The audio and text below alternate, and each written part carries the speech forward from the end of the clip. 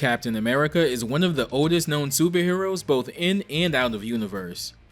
Created in 1940 by the creative team of Joe Simon and Jack Kirby, Captain America was intended from the beginning by Joe Simon to be inherently political. Hitler was initially his arch-nemesis. As in Simon's words, he was the biggest villain of all, and it would be unique for a fictional character to have a villain that existed in real life. Captain America was initially published under Timely Comics, the New York City-based company that would later become the Marvel Comics we know today. I'm sure you know the story at this point. Steve Rogers was a frail, sickly young man with a heart of gold and an intolerance of bullying growing up in New York. He attempts to join the military, but was initially rejected due to his poor stature. His willingness was noticed by Abraham Erskine, who had developed the formula he coined the Super Soldier Serum, and sensing that Steve would be the ideal candidate to be trusted with such power, gives him the serum. Erskine was killed, however, leaving Cap as the only proof of the original serum's success. He'd go on to fight in World War II alongside his sidekick Bucky Barnes, though readers would discover years later that he also crossed paths with a few Marvel characters during this time, like Nick Fury, Black Widow, and Wolverine.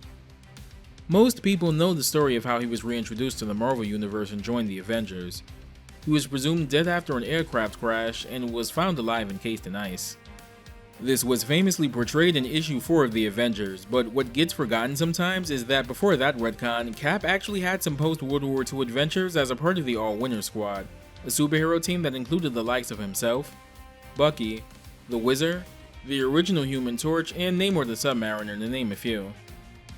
As the war ended and the golden age of comic books dwindled down, so did sales for Cap's books. He was repositioned as a hero fighting against communism for a bit, but that angle failed and the character fell into relative obscurity until being resurrected for the Avengers.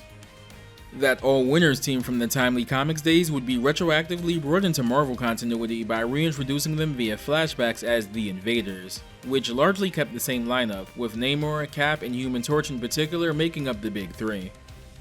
From then on, Captain America more or less became the face of the Avengers, though old adversaries like the Red Skull would resurface alongside Cap himself. Bucky was nowhere to be found, but we'll get into that later. Cap would be present for pretty much all of the most notable Avengers stories for the next few decades, including the Kree Skrull War, Under Siege, Operation Galactic Storm, Disassembled, and more. Famously, or infamously, depending on who you ask, when the government attempted to force superheroes to register under them or risk being jailed, Captain America stood opposite of Iron Man in support of heroes being free to not be under the government's thumb, leading to the first superhero civil war. Cap would end up surrendering by the end of it, but was shot and presumably killed, leading to Bucky Barnes taking up the mantle for a time instead. He'd be brought back because, hey, comic books, and would take up the shield again, but not after letting Bucky have the role for a little longer, instead having a more supervisory role over superhero operations, overseeing the Secret Avengers in particular. Of course, you can't talk about Cap without talking about his shield. While it's pretty much the comic book shield, it's notably his second one. The first was shaped more like a traditional shield, but he'd get his iconic one in the second issue of his initial comic run. It's made of a mix of vibranium and an experimental steel alloy, though the final composition remains a mystery in universe, as the creator nodded off during the fusing process, and an unknown element made it in, making it impossible for anyone to 100% recreate the process. It can bound off nearly any surface, withstand extremely high and low temperatures, and deflect all kinds of energy projections. In the few times the shield's been broken, it's usually been at the hands of immensely powerful beings like Thanos or the Serpent. Before the Marvel Cinematic Universe took off, Captain America was probably the most well-known member of the Avengers, and it's no surprise that he was chosen to join the roster of Marvel superheroes, Capcom's second Marvel fighting game. He's even the character most prominent on the cover of the Japanese ports of the game. Captain America is, funnily enough, voiced by Cal Dodd in all of the Capcom fighters up to and including Marvel 2. Of course, he's best known as the voice of Wolverine in the same games, and more notably X-Men the Animated Series and its follow-up X-Men 97. It's not the first time voice actors pulled double or even triple duty in the Capcom fighters.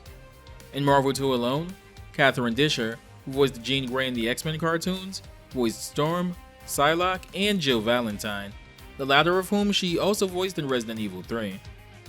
Before we get started with Marvel superheroes though, I want to talk about Cap's creators in a little more detail, and I can't think of a more perfect time than now.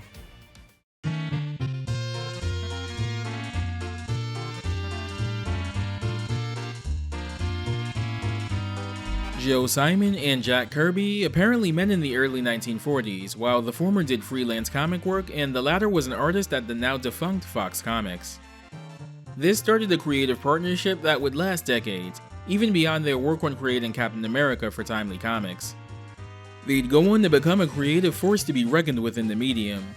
Even when the golden age of comics started to end and wartime stories were falling out of popularity in favor of pulpy Western comics, they adapted and found success, particularly with books such as Boys Ranch and Bullseye. Though they initially went their separate ways over the years, Simon and Kirby would reunite occasionally on certain projects at companies across the medium, like Archie and DC Comics. Though Jack Kirby mostly handled the art for their Captain America stories, Simon was the person who initially designed the character, giving him his trademark uniform. When World War II went into full swing, Timely Comics anticipated that Simon and Kirby would be drafted and asked that they take steps to ensure that a backlog of Captain America stories would be created so that production on the book wouldn't have to stop if it came to pass. Eventually, Kirby was drafted, and Simon joined the Coast Guard during this time, but thanks to the aforementioned request, there were enough stories to publish during this time.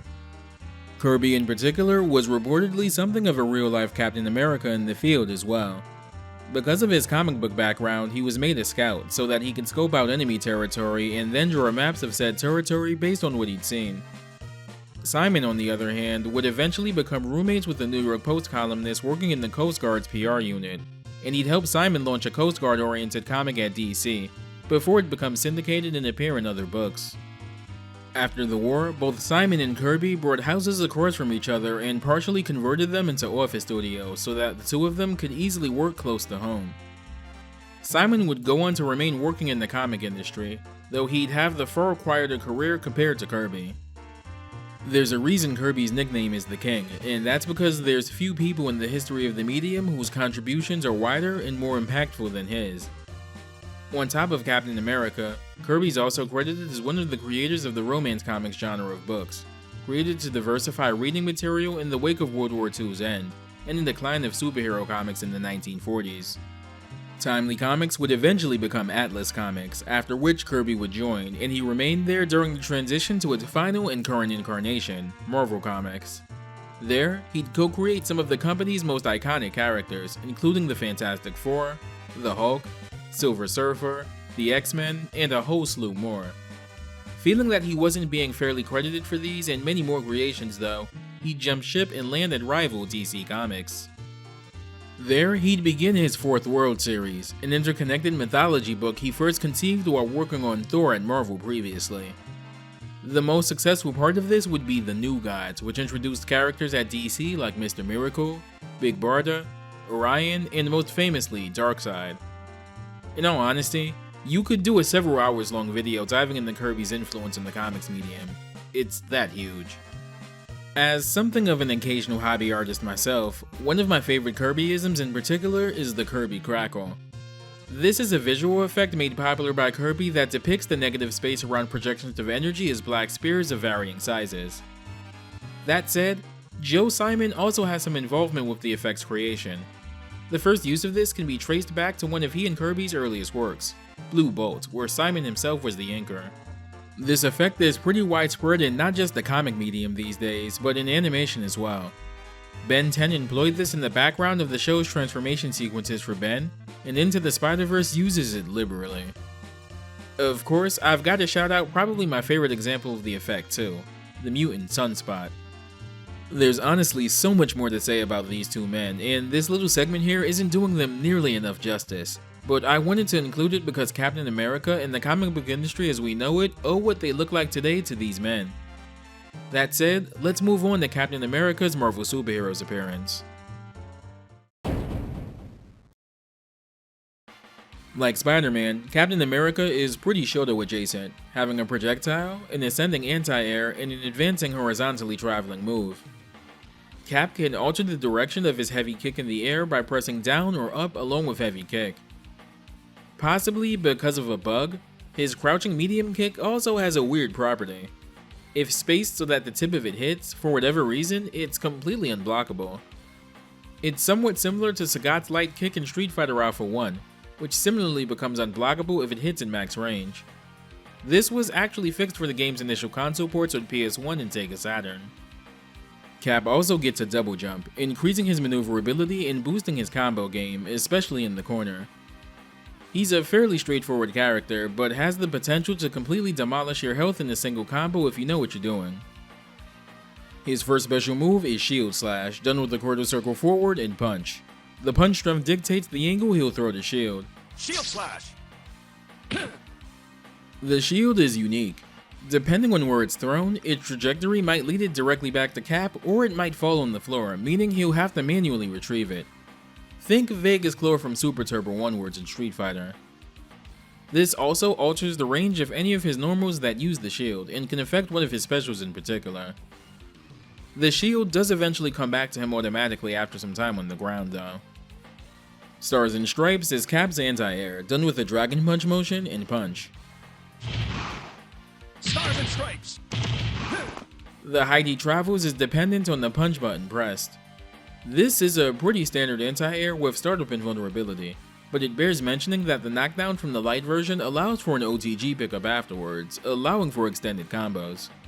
This move traditionally does a single hit. If you use it without having a shield though, it becomes a multi-hit move. It does less overall damage than the standard version though. Next is Charging Star, done with a half circle forward and kick. Charging Star! This move's most notable property is being able to tank projectiles, as long as you have the shield when you use it. Half circle back and punch has Cap initiate a cartwheel maneuver. There's some iframes in the middle of the animation, and it functions as a side switch if you're close enough to the opponent. Cap's lone hyper combo in this game is Final Justice, done with a quarter circle forward and 2 punches. Final Justice!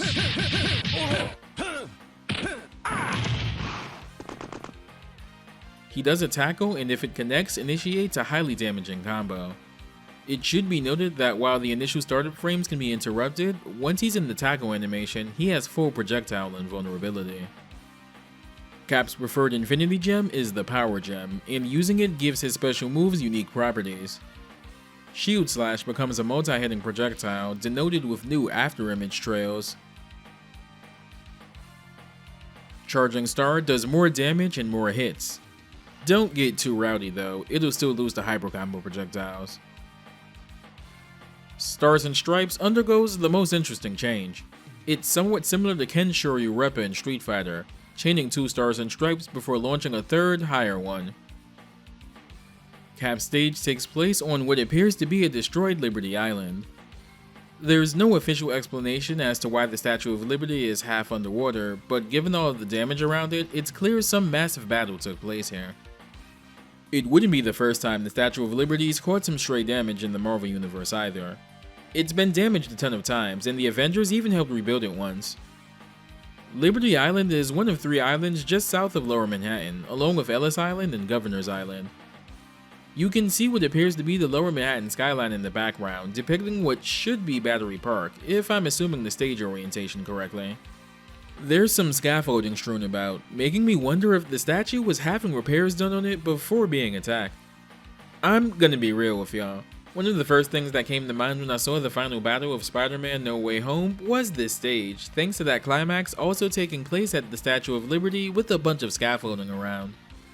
There's a rotating reflector beacon half-heartedly hanging from a pipe. Boats and ferries are the only ways to get to Liberty Island, so it makes sense that this would be there. Looking closer at the statue, the right arm is completely destroyed. In the Marvel Universe, whenever the statue is damaged, it's almost always the torch-bearing arm that gets severed, so this is kinda funny to see. There's a girder in the middle of the stage that has a live generator sitting on top of it, and you can actually see it electrifying the pipe it's attached to. Hopefully no one touches it. Captain America's theme is an upbeat, patriotic sounding theme.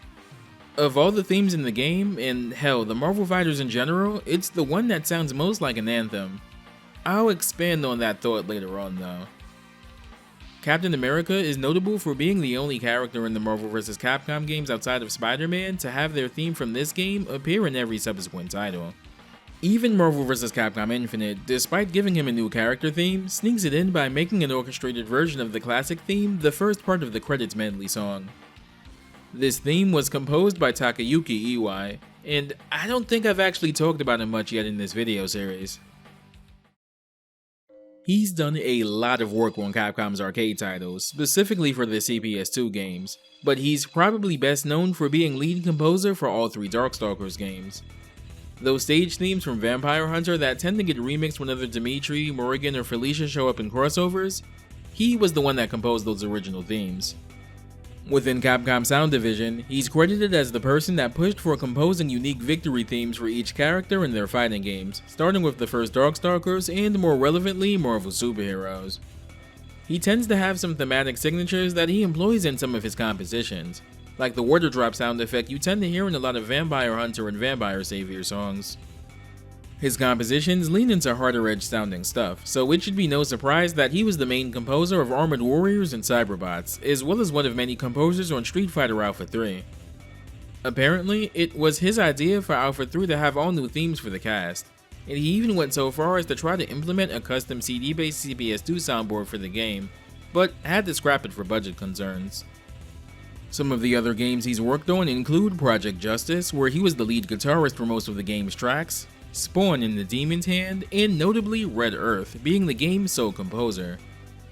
He's also the husband of another former Capcom composer I've mentioned a few times, Yuki Iwai, who also composed for this game. They'd leave Capcom in the early 2000s to form their own audio company. As far as Marvel superheroes is concerned, he also composed all of the associated themes for Spider-Man, Juggernaut, Blackheart, Iron Man, and Doctor Doom. He also composed the stage themes for Colossus, Juggernaut, and Spyro in Children of the Atom. Here's Captain America's colors. And here's his ending.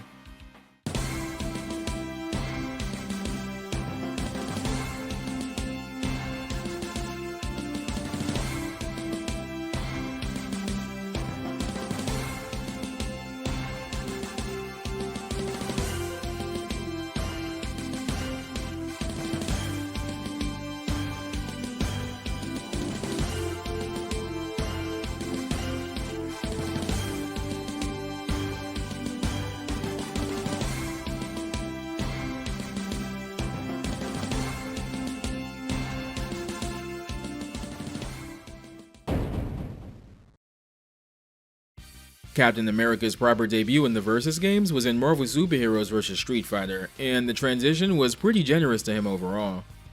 His theme in this game is the first of a handful of arrangements of his Marvel Superheroes theme, this one handled by Yuki Iwai. This one de-emphasizes the percussion and lets the lead synth take center stage, though there's not as much reverb in that lead synth here as there is in the Marvel Superheroes version. Overall, I think the track is an improvement, and it fits the fast pace of the Versus games like a glove. Is it even possible for this song to get any better? He still retains his double jump and heavy kick variations for the most part, though he can't combo in the Final Justice as cleanly as he could in Marvel Superheroes. His moveset's been upgraded a bit too. Shield Slash is largely the same, but has a neat new glowing visual effect on the shield when thrown. It should be noted that Stars and Stripes no longer does multiple hits without his shield now, instead doing a single hit as he normally does. Charging Star's input is changed to a quarter circle forward and kick motion, though it still retains its ability to go through projectiles. He gets 2 additional hyper combos this time around too. The first is Hyper Stars and Stripes, and yup, it's basically the Power Gem version of Stars and Stripes from Marvel Superheroes. So cool that they implemented that as a permanent part of his moveset. The second is Hypercharging Star. This is a powered up version of Charging Star that goes even further beyond the Power Gem version in Marvel Superheroes. Notably, it can now actually blow through even hyper combo projectiles. Talk about an upgrade. His assist in the game is Charging Star.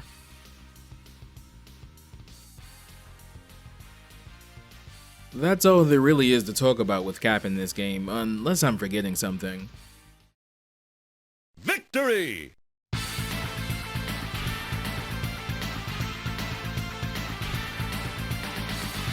At one point in the comics, Cap is asked to become an official US government entity, with all of the things that entails, and believing that it wouldn't be right for him, instead relinquishes the Captain America mantle.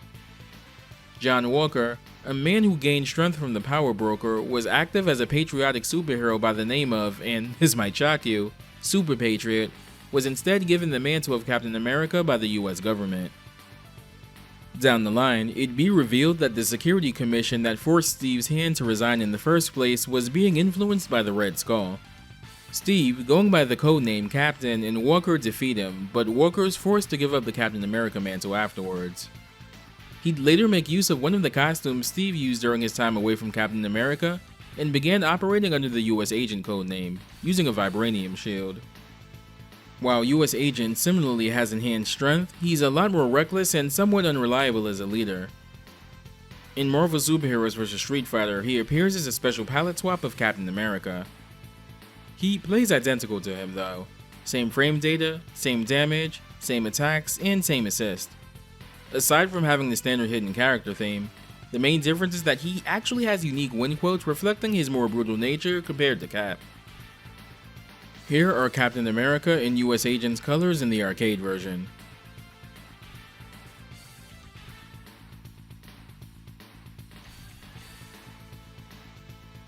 And here are their extra colors in the console ports of the game.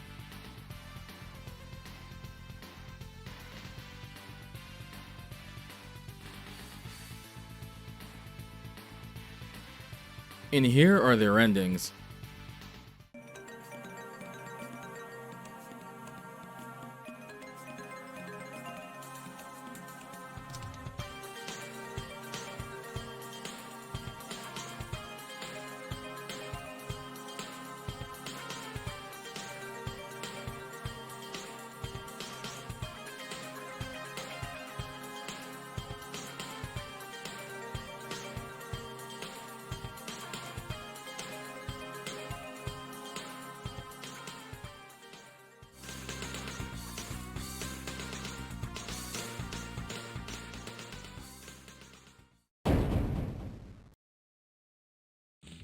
Cap pretty much stays on the roster of every Marvel vs. Capcom game going forward, so of course he's in Marvel 1.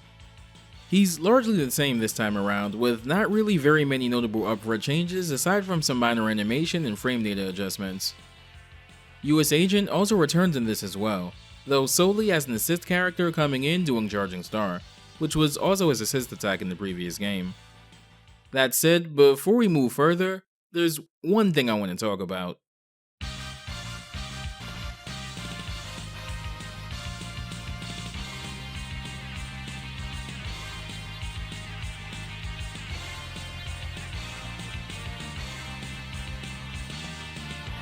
We can all agree that Marvel vs. Capcom has some of the best music in the genre, right? I mean, Marvel Infinite aside, obviously. Whether it's awesome remixes of songs from classic Capcom games, or original themes for the Marvel characters that somehow fit them like a glove, Marvel vs. Capcom is filled to the brim with some of the best music to come out of Capcom's sound division. But if the series had one song that instantly sounds uniquely identifiable as a Marvel vs. Capcom song that isn't meme bait like Take You For a Ride, it's the Marvel 1 arrangement of Captain America's theme. Structurally, it's a pretty straightforward arrangement of his Marvel Superheroes theme. But there's just this electricity injected into this specific rendition of the song that amps it all up to 11. Of the Marvel vs. games, Marvel 1 has, I think, the most unique aesthetics. While X-Men vs. Street Fighter was obviously a landmark crossover, and the following game increased the scope of said crossover, Marvel vs. Capcom 1 feels like an event, you know?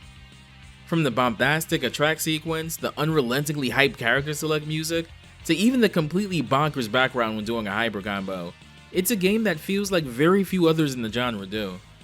Everything in Marvel 1 is bigger, flashier, and most importantly, more celebratory than in the previous games, and I think this theme in particular encapsulates that. It helps that it also embodies one of the best parts of the Versus games, Legacy. This is the third time this theme's been used in the series, and it's a joy hearing it in every game he's had it in. And it always brings me back to the first time I heard the original Marvel Superheroes. The same way Ryu's theme in this makes me remember seeing the Street Fighter 2 intro for the first time. This arrangement was handled by Yuko Takahara. This makes 3 unique Capcom composers with 3 unique takes on the song so far. Somehow, either deliberately or by complete accident, this theme manages to encapsulate the hype, the over-the-top attacks, the frenetic pace, and just overall larger-than-life feel of the Versus series. And I know I'm not alone on this. There's a really good reason a remix of this was used for the incredible reveal trailer for Marvel vs. Capcom Origins. I won't wax poetic about this song too much longer, especially since what I think it means to the series isn't something that I can easily quantify. But I'll end it with this. If Marvel vs. Capcom as a series has an anthem, this is it. Here are Captain America's colors in the arcade version. And here are his exclusive colors in the PS1 port. Here are US Agent's assist colors.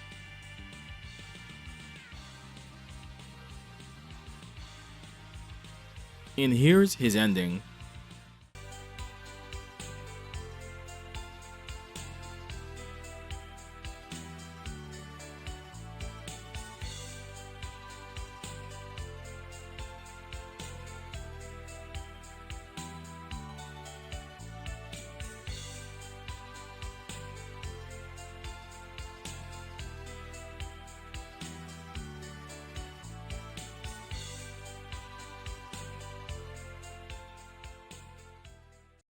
Since there's an Avengers related stage in Marvel 1, it makes sense to talk about it here. This stage takes place in Avengers headquarters, and notably seems to be based on the often forgotten Avengers support crew era from the late 1980s. During this time, Jarvis, who'd take care of Avengers Mansion and all of the duties that come with that, comes to the entirely reasonable conclusion that his workload is way too much for one person to handle, and after the recent attack on Avengers Mansion, the team instead used their connections throughout the Marvel community to put together a support team. This support unit would include characters like Michael O'Brien and Peggy Carter. Over time, the support crew would get gradually phased out, but it seems like the development team thought this era of the Avengers would make for a good stage. You can see various support staff across the stage, identifiable by the Avengers logo on their jackets. On the left, there's 2 computer screens that can be seen. One shows what looks to be Magneto. He's an assist in the game, but given the Onslaught situation, you'd think that he'd maybe be out of commission. In the comics around this time, he did have a clone named Joseph running around though.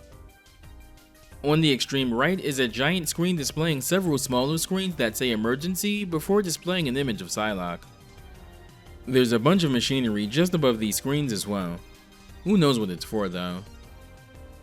You only see this if you're super jumping or doing flight combos with War Machine, but there is a skylight at the top of the stage, which is a pretty neat detail.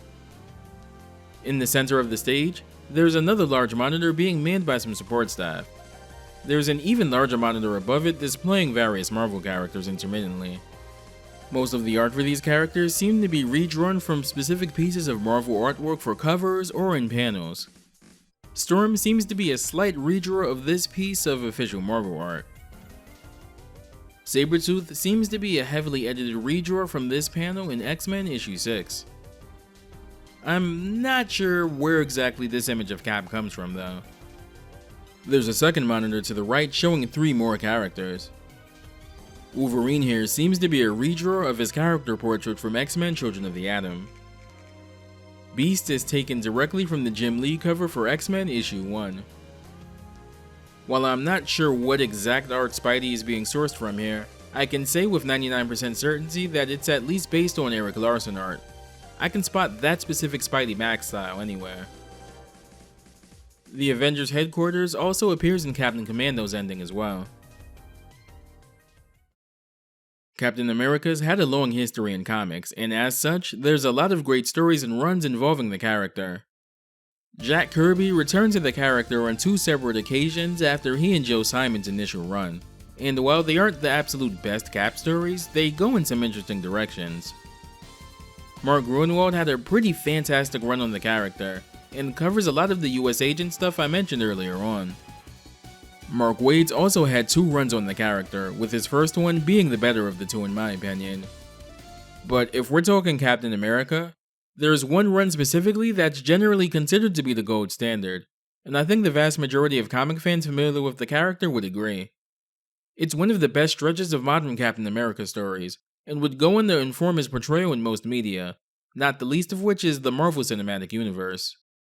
This video's comic book recommendation is the Ed Brubaker run on Captain America. To say this run lays the foundation for Captain America across all media from this point onwards would be one hell of an understatement. It starts with the arc Out of Time, which sees Cap having a rough go of things. This is shortly after the events of Avengers Disassembled, so the Avengers aren't around, longtime comrades like Hawkeye are dead, and Cap's been getting nightmares of World War II. The Red Skull, who has a depowered cosmic cube in his possession, is keeping tabs on him. He knows where he lives, where he sleeps, and where he goes during the day, and is planning a multifaceted international attack. However, at the end of issue 1, Red Skull's murdered by an unseen assailant, and things only escalate from there. Several people from Cap's past find themselves murdered by this assassin, and complicating matters is a new splinter group from AIM, short for Advanced Idea Mechanics, that seems to be setting up a conflict of their own. This all takes a toll on Steve, whose nightmares continue to get more intense and seem to focus specifically on the fateful mission that he and Bucky presumably died in. Things eventually come together, and it's revealed that the assassin is none other than Bucky Barnes, back from the dead and seemingly brainwashed. Bucky's whole story is common knowledge these days thanks in part to the MCU, but this was kind of a huge deal when it initially dropped. There used to be a funny little saying about character deaths among comic fans years ago. No one in comics ever stays dead but Bucky, Jason Todd, and Uncle Ben. So it's kind of hilarious that both Bucky and Jason Todd were officially resurrected in their respective universes in the same year, literally months from each other. This all dovetails into the most popular and well-known part of the run, the Winter Soldier arc, but there's some real gold even further in since this run went on for about 7 years. Of particular note is the Death of Captain America story, which takes place immediately after Captain America's death in Civil War. This leads into Bucky officially taking up the Captain America mantle in Steve's absence, even secretly being granted a pardon from the then head of S.H.I.E.L.D., Tony Stark. But like we established a second ago, no one in comics stays dead except for Uncle Ben, so it's revealed that Steve hadn't really been killed. He'd been shot with a bullet that essentially has him frozen through time, and things become a race to free him before a newly resurrected Red Skull could enact his master plan. It's a long run, and it does admittedly get caught up in a lot of the big Marvel events of the mid to late 2000s, like House of M, Secret Invasion, and most prominently Civil War.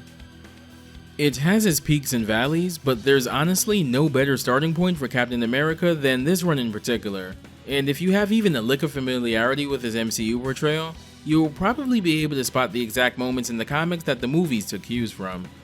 Highly recommended reading.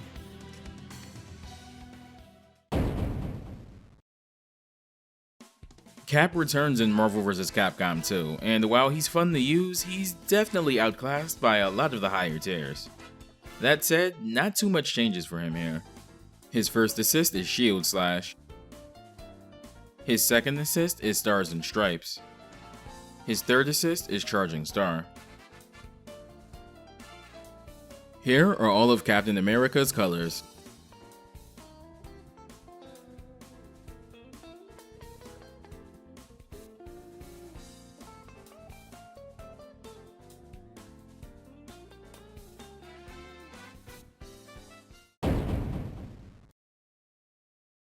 Captain America returned as a playable character in Marvel vs. Capcom 3, being officially revealed in a pre-E3 2010 issue of Game Informer alongside Dante, Deadpool, and Felicia. Here, he's voiced by Brian Bloom, who also voiced him in the Fantastic Avengers Earth's Mightiest Heroes cartoon. He's also done a ton of voice work in games and television as well, from Marvel roles to characters like BJ Blazkowicz from Wolfenstein: The New Order. Cap's theme here is a remix of his usual theme. It's an okay remix. It's probably my least favorite of his Marvel superheroes remixes, but it's still a pretty strong composition altogether. Gameplay-wise, Cap's gotten some sprucing up in his moveset.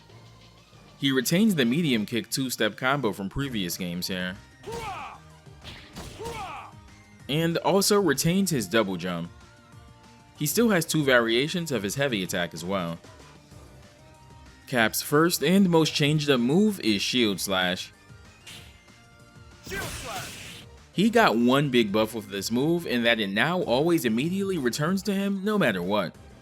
While this effectively takes away a somewhat unique mechanic for him, it was more of a handicap than anything in previous games, so having one less thing to worry about is nice.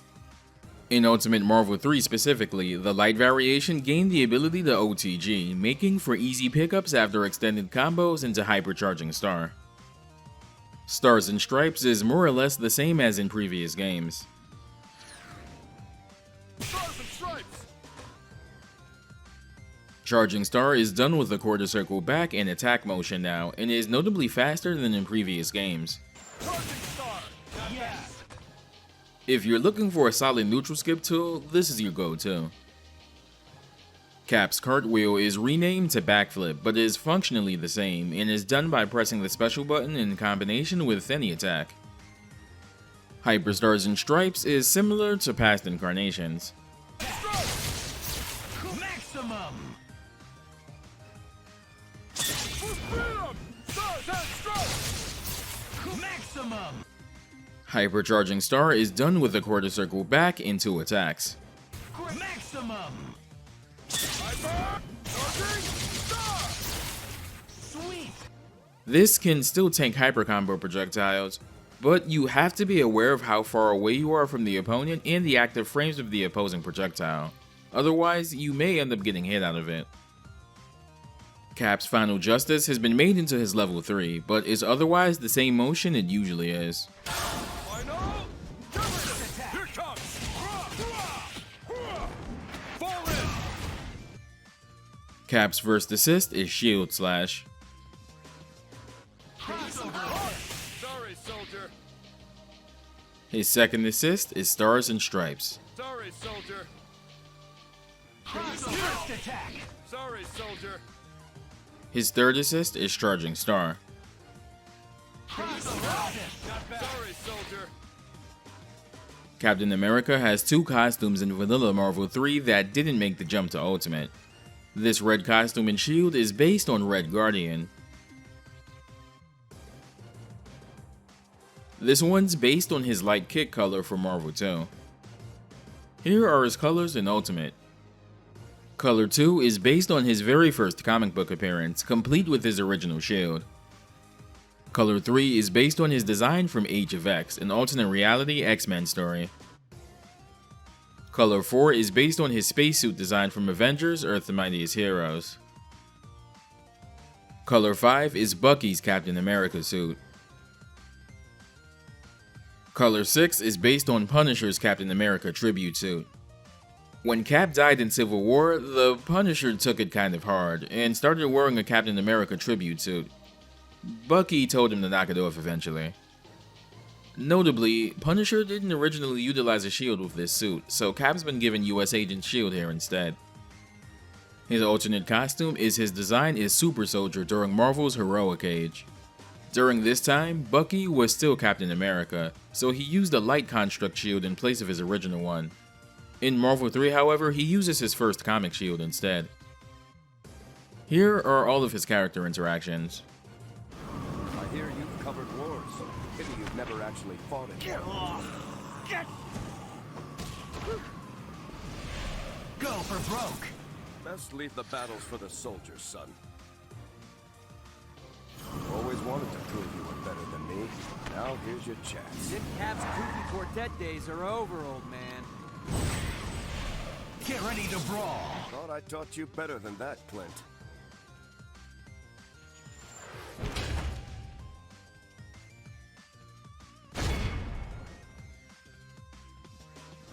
You think I'm going down to some pampered punk like you?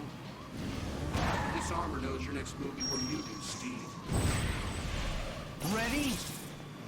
And that was for Civil War.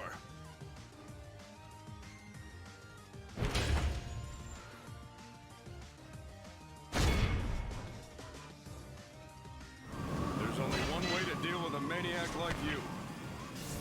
The ultimate battle of brain versus brawn. It's do or die. The day I fall to the likes of you is the day I turn in my shield. Metal parts don't make a man. It's what's inside that counts. I really didn't think you would come to this. Ready? Doesn't exactly make me happy to take down a fellow soldier. You remind me of Fat Rock the Leaper, which means you don't stand a chance. I will eliminate all obstacles. Ready? All skill, no heart, and no victory. I'm sorry, but who are you? Long time no see, Cap. Go for broke. Nothing but a pale imitation. Never thought it would come to this, Avenger. Because of my respect for thee, I shall end this quickly. Live and let die. You gods need to learn that the human spirit can accomplish anything.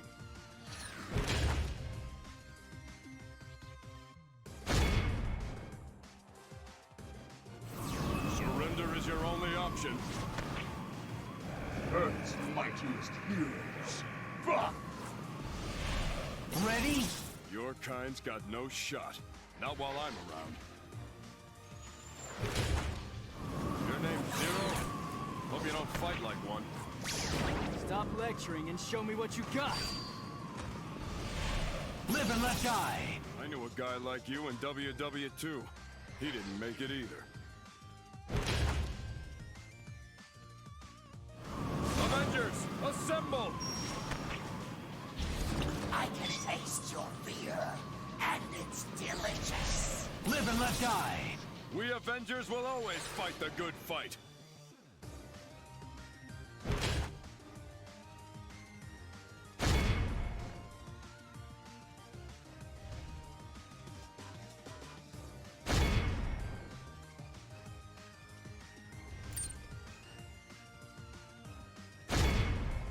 And here's his ending in both Vanilla and Ultimate Marvel 3.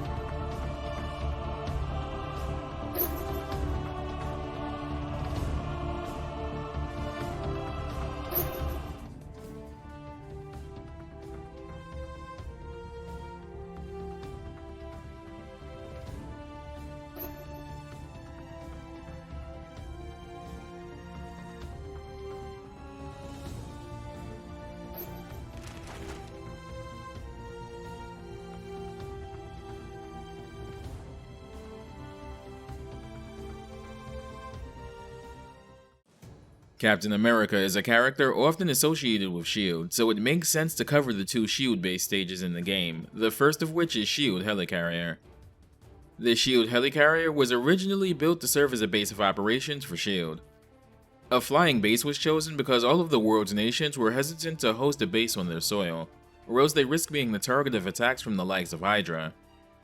The Marvel 3 stage featuring it takes place on an aircraft by the Statue of Liberty. Above said aircraft is the S.H.I.E.L.D. helicarrier itself, fighting off what seems to be an unknown threat. You can see Lower Manhattan in the background of the stage, but there seems to be buildings and such directly below the helicarrier, placing this stage likely somewhere over Brooklyn's western coast. Out of curiosity, I wanted to see if there was anything out of view on the top of the helicarrier, and though it's low res as hell, someone actually attempted texturing the S.H.I.E.L.D. emblem there. That's a neat detail. The Statue of Liberty once again returns here, though this time it's still standing with no noticeable damage. If you watched a lot of competitive Marvel 3 since the game's release, you might have noticed that this stage is virtually never played on, and that's because of how dark the stage itself is. It makes it hard to see projectiles like Trish's peekaboo trap, and the characters with dark costumes can be hard to track on it. In Ultimate Marvel 3, this stage gets a new variant, S.H.I.E.L.D. Airshow. Unlike the previous stage, this one actually takes place on the S.H.I.E.L.D. helicarrier's deck itself, while an airshow performance goes on in the background. The carrier itself seems to be in the middle of a flight en route to somewhere, as you can see the Earth moving below it. To the far right, you can see some of the defensive anti-air artillery, most of which were probably what they were using in that last variation of the stage. There's an open part of the stage in the background that brings up jets to deck level so that they can take off, and the SHIELD logo is emblazoned on it, which is neat since you can't really see it without camera manipulation here. For how small the actual fighting area is for the stage itself, there's an impressive amount of things rendered on the helicarrier. That's MT Framework for you, I guess.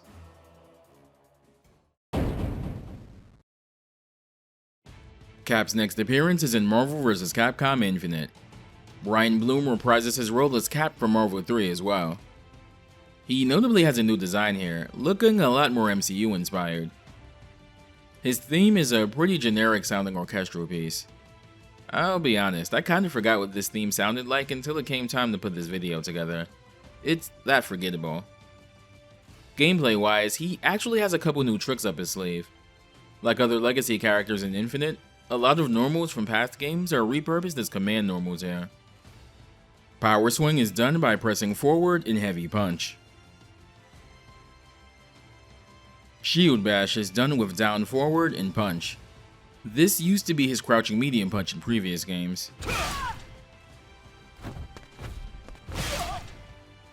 Leap Kick is done with forward and light kick. Air Chop is done with down and light punch in the air. This was his jumping medium in Marvel 3. Shield Slash is back as usual, though he has only 2 variations this time around. It still always returns to him just like in Marvel 3 though.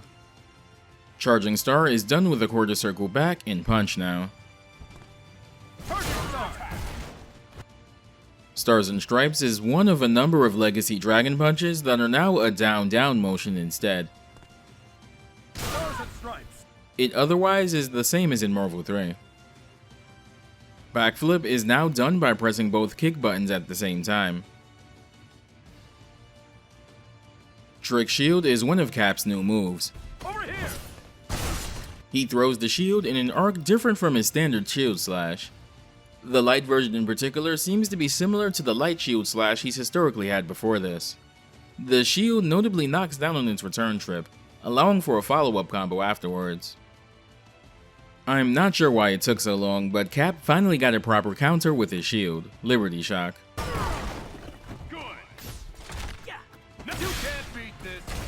If successful, Cap retaliates with the Shield Bash that puts the opponent in a crumple state.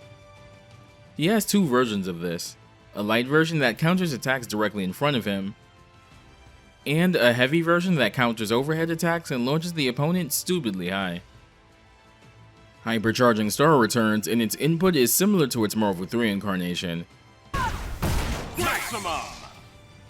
Hyper! Charging Star! Maximum! Still goes through projectiles too.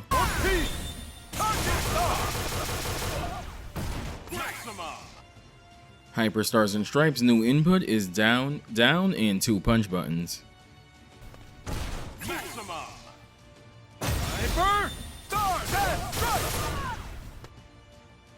Cap also gets a new move in place of Final Justice for his level 3, Unyielding Justice. Unyielding Justice! I won't surrender! I'll be honest, I kind of appreciate that they retired Final Justice. Yeah, it's a classic, but they took it about as far as they could in Marvel 3, so it's nice to see him have another move in the same vein, but way flashier. There's also another character on the roster of this move as well, but I'll talk about them and Cap's involvement in that move in their respective video. Here are all of Captain America's colors. Color 2 is based on Cap's costume from the Secret Empire event, in which he's revealed to have been a sleeper Hydra agent. Color 3 is based on the Red Guardian.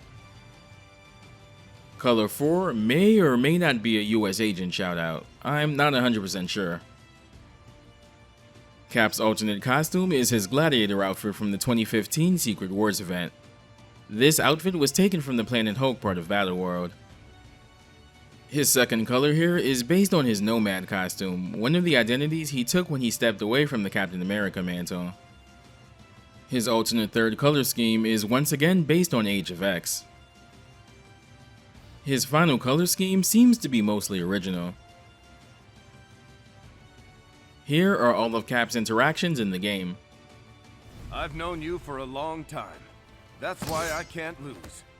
Sure you want to lose today, Steve? Don't want to tarnish your living legend reputation.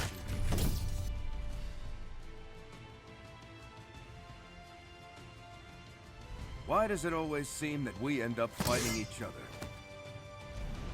I expect nothing less from a living legend.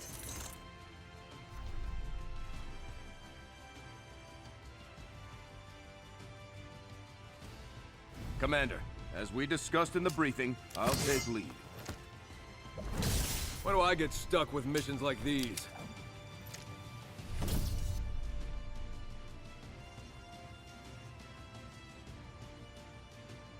My shield versus your martial arts? Let's find out which one is stronger. Heroes from another world? I couldn't ask for a better challenge.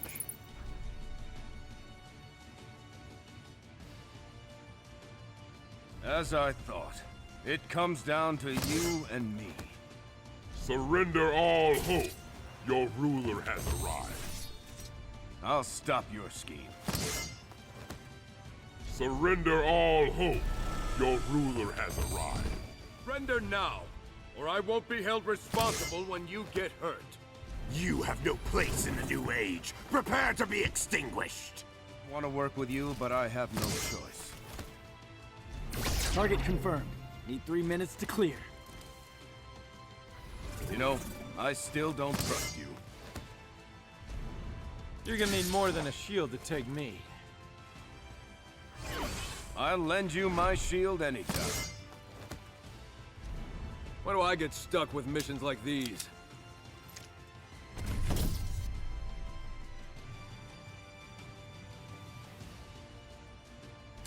Avengers assemble! I'm not in this for the glory. Just to stop the likes of you. Guys will never know what we think. Weapon safety's disengaged. Commencing operation. This is for what you did at the Bifrost. Fools, our will is law. We will destroy you. No matter the odds, I won't back down. Do you think you can defeat us? Captain America! Avenger, ready for battle? There's 2 Avenger stages in the game, and I wanted to briefly highlight the briefing room stage since it seems at least a bit similar to the Marvel 1 stage. There's not too much to talk about here because the stage itself doesn't have too much going on in the background. You can see a Stark Industries building in the background and all kinds of active monitors all over the briefing room.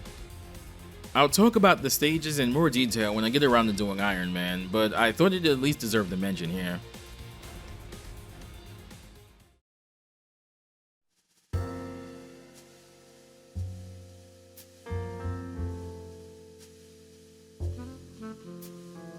Captain America is tied with Wolverine and Spider-Man for having the most Versus Series appearances of any Marvel character, tied at 5, and it's hard not to see why.